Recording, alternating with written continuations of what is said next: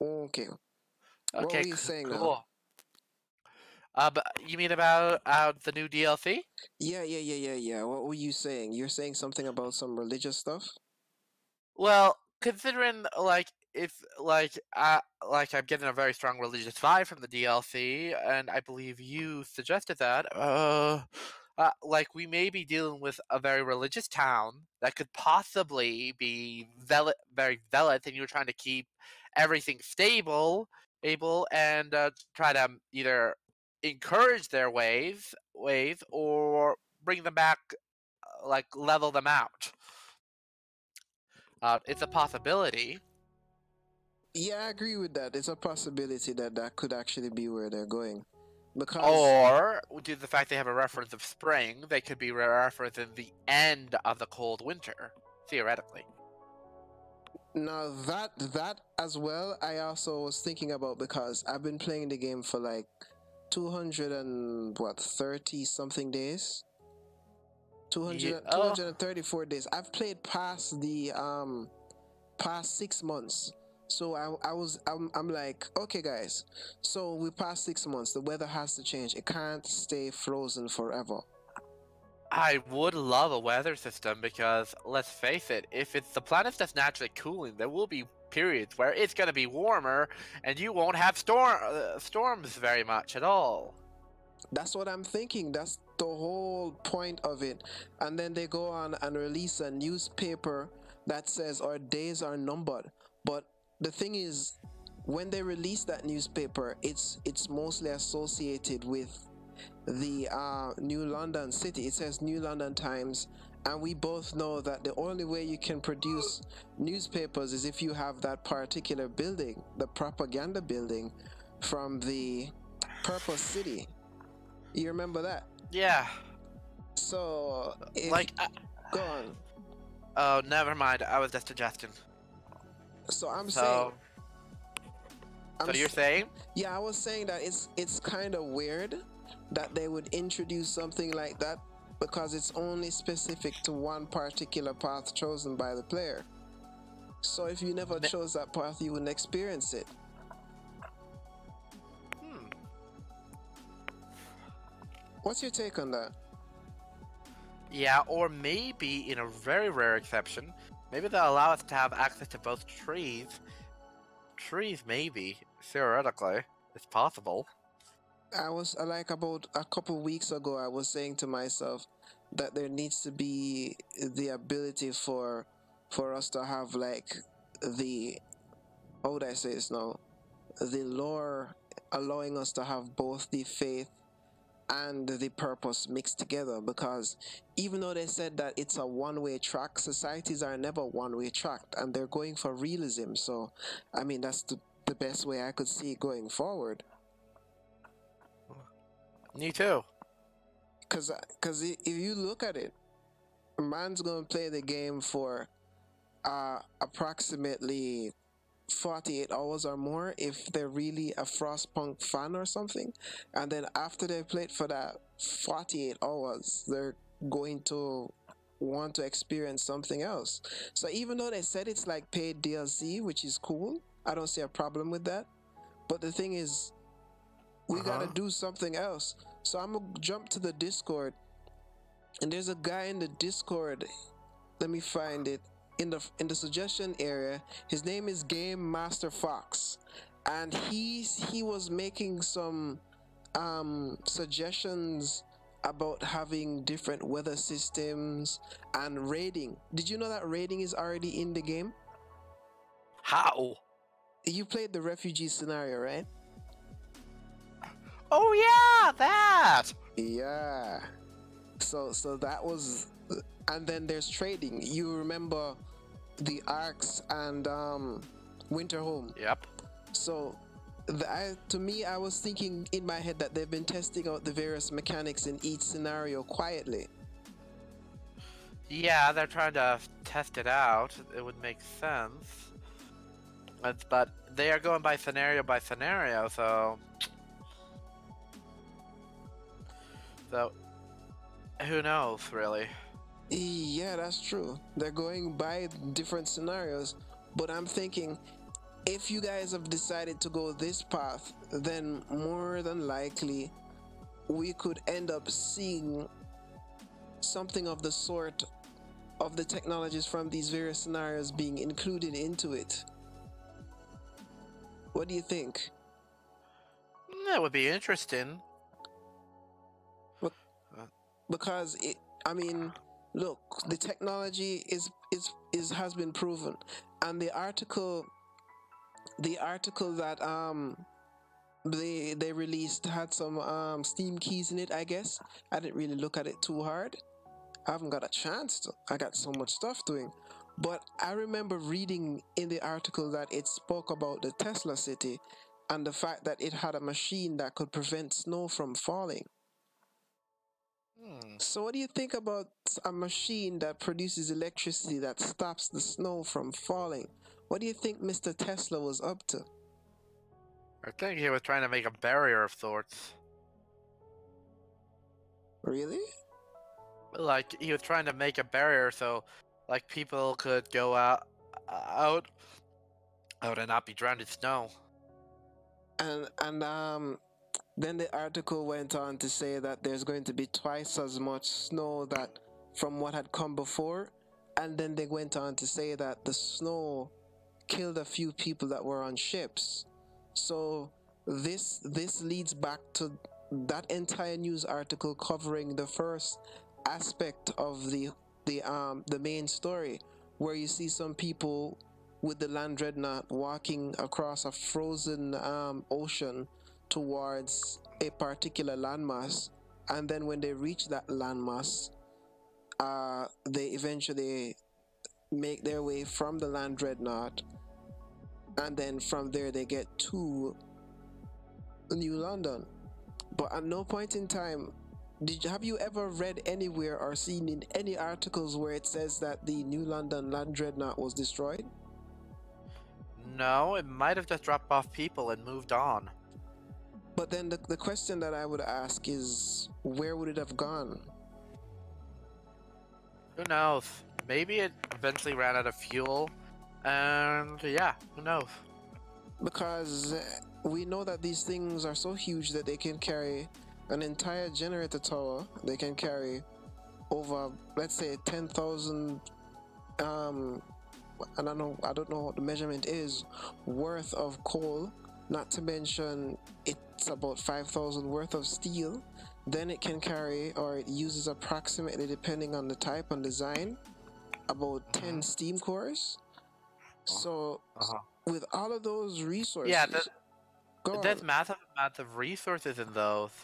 So I'm saying, if they're so huge, if they carry so much weight, you know, I don't think they're gonna just leave the land dreadnought or drive it somewhere else. I think they parked that thing somewhere and forgot about it. A distinct possibility. Because if you look, they left the land. Oh yes, that's what happened. It ran out of fuel, and they had to stop. I guess when they got to their destination, it ran out of fuel. It stopped, and then when they got out, they decided to make their way to the generator tower that they weren't sure was there, or that they knew was there, but they didn't know whether or not it was actually functioning.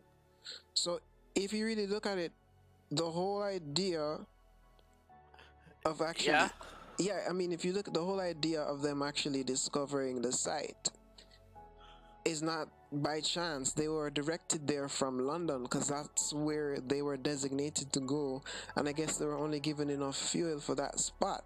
But somebody before knew to leave the land dreadnought on for the winter home scenario. You remember that it wasn't off, it was still functioning. There were still lights on in that thing, so it was just not configured to carry people, too many people, probably a small man crew. Because you remember the first, again, we're going back to the first cinematic scene. What would you describe it as? What did you see in the first cinematic when you just started playing? Yeah, people was coming to it. So like climbing up a mountain. So did you if see? I recall correctly. Yeah, but before they got there, did you see some people walking beside a large machine? Oh yeah! Oh, sorry. I just had a brain fart. I was thinking of the, the teaser trailer for it. Sorry. Nah, I'm talking about the whole thing.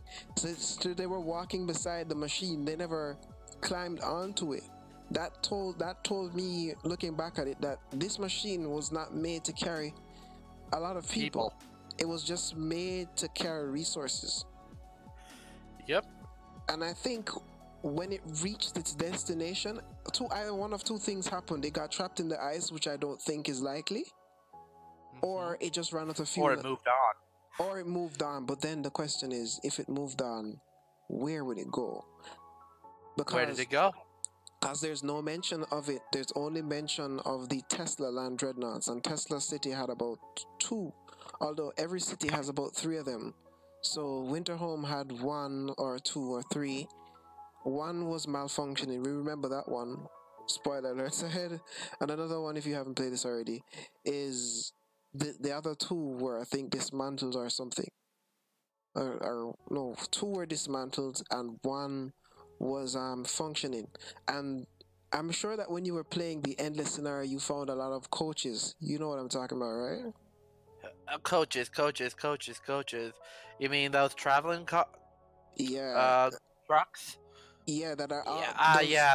The ones that are always stuck in some between some trench or something. Oh yeah. That's what they used to carry the people. So they would stack those together, and that would be like a train. And this, I can't say it right now, but the guy who invented the first steam or locomotive engine, he was responsible for creating the land dreadnoughts to a larger extent, or his work actually contributed to developing it, because he was alive around that time. But then the article kind of does a little whoopity-doo tricky and talks about the year 1887. So here's my theory that I'm changing. It's basically based on what these guys have decided to do with the lore. And tell me what you think. So they started off on their journey late, or in the latter part of November to August. So let's say they were on the move for about 8 weeks, and it was in early January that they reached the site. Sounds plausible? Yep. And then, like, when they reached the site, that was when the land dreadnought finally gave out after traveling for about let's do the calculation properly.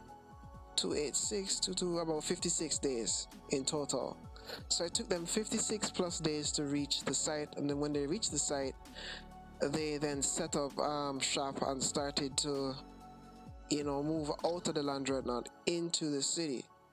Now, I want you to give me 3 ideas or 3 thoughts that you think of what DLC could look like for this, and then I'll answer the question that you asked me off air.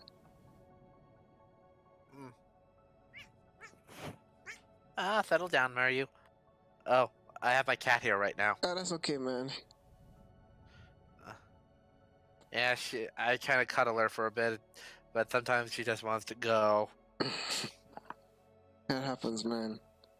Oh, do you want me to send a picture of my cat to you one of these days? Yeah, you can send it. You can send it later, but like I just want to know what you're thinking about the DLC first. Look, it's probably going to be a story scenario with some updates to endless mode. But probably. What do you think is plausible? Like, what do you think the endless mode really is missing at the moment? Like, after a certain point, there's nothing to do in it. Like, you stabilize your economy to the point where you can literally do all the craziest things you could imagine, and your economy would stay functional without a problem. So, alright. So even with the natural hazards on, it still wouldn't matter. Yeah, like, after a certain point, once you get your infrastructure set up, your redundancies put in, which doesn't take long, trust me, about a storm or 2 or 3 at worst, you're pretty stable. Well, that leads me to conclude one final thing then. And I'm gonna answer I think they should have monuments and stuff like that. It would really pick up the game a bit, give them more challenge, and it would give a major boost. But like, yeah, like I don't know how that's gonna go about, but it'll be kind of interesting to see like what they're gonna take it from there, because all we can do is guess at this point. Right? As I think it's more plausible they'll eventually work on Frostpunk 2. Who eventually, but who knows? I know, right? Holy shit, man. I posted my article and the bitch got 5,000 impressions. No way! This thing is a gold freaking trove, man. What do you mean impressions? What website are you talking about? I posted the thing on Twitter and the thing got, it got, a lot of likes and stuff. And I think it also gave my site some views, so now I know what the hell to talk about. Alright, so back to the main thing that I'm saying. I'm gonna answer your question about the DLC. Now, these guys are very meticulous and very quiet when it comes to releasing content. So, yeah, you never know until it actually hits. Precisely. And even when it hits, you don't know what it is that they're working on or what their plan is, and they don't like to talk about it for some strange reason. They like to be very, very quiet about what they're doing. So I mean, they're almost as quiet as Spider, and that's saying something. Yeah, I mean, Spider is a game company. Like literally, it's become my replacement to BioWare. BioWare's kind of fallen down the cliff of terribleness thanks to EA. yeah, when EA touches anything, it dies. Mr. Stark, I don't Yeah. feel so good. Yeah, here's the thing. Dragon Age is a single-player game. Guess what they turned it to be? What? Live service! That's And they actually denied them from making a single-player game because every game has to be a live service. It has to get all the money, and I'm like, that's not you going to are work. a fucking. It's gonna crash and burn. Yeah, that's not gonna work. It's gonna fail because nobody wants that. Everybody hates that, and that's the unique thing. Then, and that's one of the things I love about Frostpunk, the fact that it's not a live service, and it's not microtransaction heavy at all. Yeah, like here's the thing. For me, like last year and this year, I can count how many AAA games I have played on one hand. Still, I've gone so heavily into the indie market. It's not funny. And I used to be heavy into the AAA market. Yeah, I can actually agree with you. That's where I used to be too. Nowadays, I'm so wary of games. Like, I thought Anthem might be good, so I bought it. Oh, excuse me, I have to take this call. Be back in a minute. Take it, I'll be right here.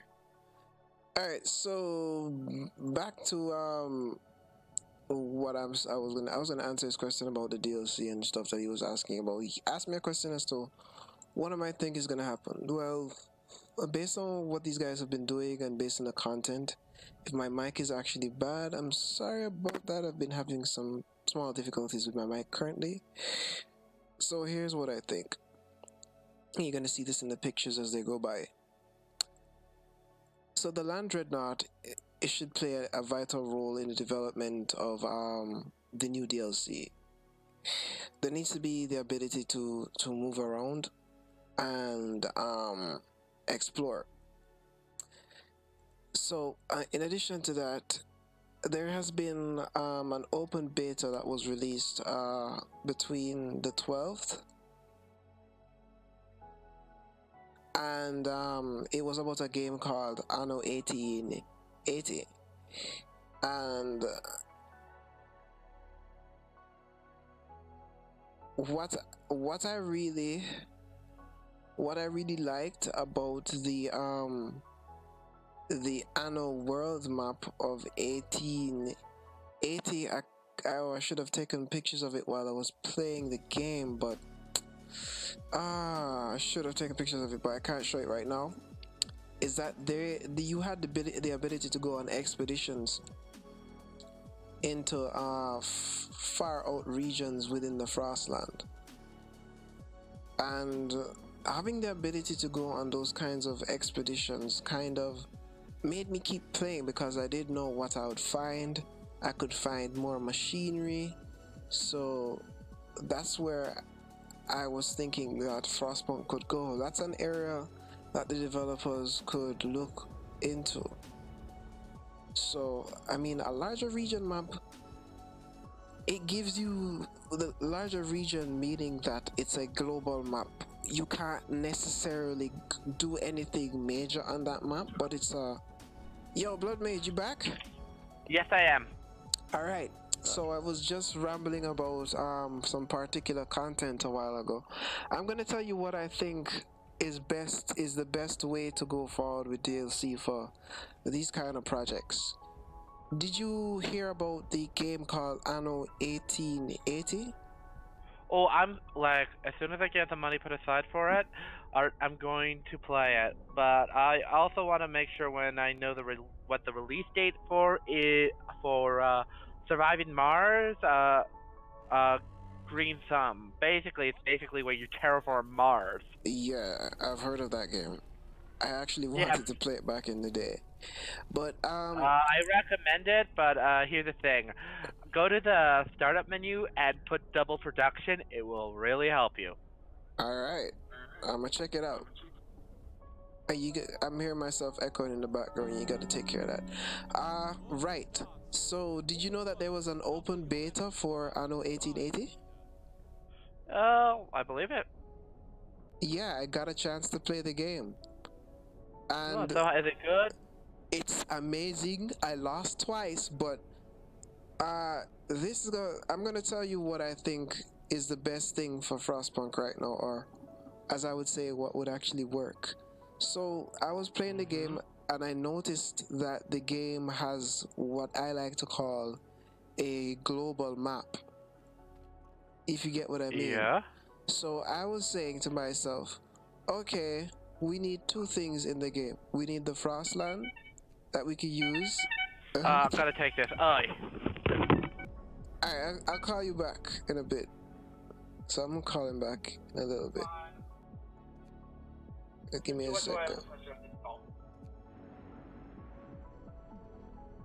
Vote, when in doubt, vote SDP. Bye. What the hell was that, man? Oh, my mom, she's having a crisis of conscience. Alberta's elections are tomorrow. Oh, I see. Typical stuff. So, yeah, typical stuff. So my mom asked me who to vote for. Who are you voting for? Yeah. NDP for me. Hmm. Alberta is notorious for being conservative, but I live in the city, and let's just say NDP kinda helps me out a bit. Oh, okay. Well, as long as it's helping you out, then there's a reason. But like I was saying before the phone call... But personally, my personal hope is for a minority government between the Conservatives and the NDP. That's my hope, but I don't know if that's going to happen or not. Well, you never know. Politics is a weird thing. Just like how Frostpunk's politics is crazy sometimes. So... Yeah, pretty much. Check this out. So I was saying, since we are having a problem with the amount of content, what these guys can do is they can create a regional map, and with that regional map, once you've stabilized your city in a particular region, you can then send a land dreadnought on a expedition to a new area, and if it finds that area, then you can conduct trade. But how it would work? Basically, oh, I'd go nuts and just get as many Steam cores as I can get my hands on. So I was thinking, you know, if they did that, if they somehow managed to put in the ability for you to actually go on expeditions, and when you go on these expeditions, you can find new areas to build a city in, or a new region with a map in it, or you can discover some technology on the way there, or something like that, then it would make it would be interesting. It would be way more interesting than what we have now. Well, it will be interesting. Like they could have like breakthrough technology, like they do have in Surviving Mars. It's always random. You don't know what you're gonna get. Yeah. So yeah, So they could have something like that. I think that would be one of the best things that these guys could actually do to like make the DLC worthwhile for the community, because a lot of us who play Frostpunk, what we are actually looking for is some form of content that will allow us to, you know, have some form of new experiences. Like even if I can build a city in the same region, do you, all right, so let's say for example we can actually build a city in the same region. Do you really think the construction of that city is really going to make much of a difference if there is no additional chance of exploring new technologies? Basically, the game will become like like they need to find a way to keep it interesting, because after like I say 40 days, you're just staying there for the sake of doing stuff. Yeah, that's how I felt that way. Like they did. She's calling back again. I'm ignoring it. I basically did the same. I felt the same way when I started playing the endless, because as soon as I reached the day, as you say, 40 or so, everything was the same. I was just looking for Steam cores. I wouldn't find any more people, and so I kind of got bored. But the only thing that kept me going was the, what do you call those things, the relics, and I still haven't found number 15. Number 15, I've still Yeah, not notice found you it, never got that achievement. You have to be patient, really. because I've been Really. searching hard to find it. So what I was saying is that the region map will be the best thing for DLC. Region map, new technologies, and the construction of inter region. And so inter region means like this region and another region that we explore in the global map, and inside the city trading. So that's what they can repurpose the outpost structure for. Because if the outpost structure wasn't supposed to be in the endless scenario, the ID tags or the icon for it would not appear. You see what I'm saying? Hmm? Do you get that? Or you missed what I said a while ago? Yeah, sorry, I was a bit distracted. What I was saying is that the outpost is going to play a major role in the DLC to come. But That would be nice, because, like, frankly, like everyone loved the DLCs a lot. everybody does, so do I. I love it when they release that sweet DLC. All right, give me a second. I'll be right back.